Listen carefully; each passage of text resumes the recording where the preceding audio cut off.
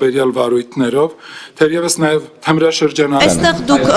հրաժեշտ տվեցիք։ Հրաժեշտ չեմ տվել, շնորհակալություն եմ Ինչու չեք մասնակցում նիստին, եթե դեռ չկա հրաժարական ազգային ժողովի հայտարարությունը չկա։ Որովհետև շահերի բախումից խուսափելու համար անհրաժեշտ է հնարավորինս այնպիսի վարկագիծ դրսևորել, որը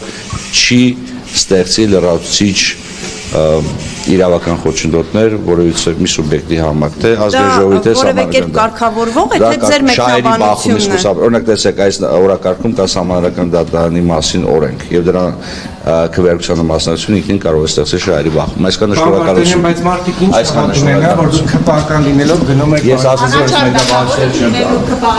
Ես ասել եմ մեկնաբանություններ չեմ տալու։ Քպականներով լծվում եք Սահմանադրական դատարան։ Ես ասում եմ, որ մեկնաբանություններ չեմ տալու։ Շնորհակալություն ըմբռնման։ Շնորհակալություն ըմբռնման համար։ Շնորհակալություն ըմբռնման համար։ Ես ձեզ ասում եմ, չէ։ Պարզապես այն ինչ շնորհակալություն ըմբռնման համար։ Հարգելի գործընկերներ։ Դուք եք Մենք խոսում ենք նաև լրատվական էթիկայի կանոնների։ Չէ, ես ձեզ ասեցի, որ մեկնաբանություն չեմ տալու։ Կներեք, էլի դուք նույնիսկ ձեզ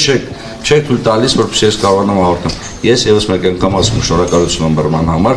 այս փուլում որից մեկնաբանություններ չեմ տալու շնորհակալություն։ Շնորհակալություն, որ չընտրվեմ։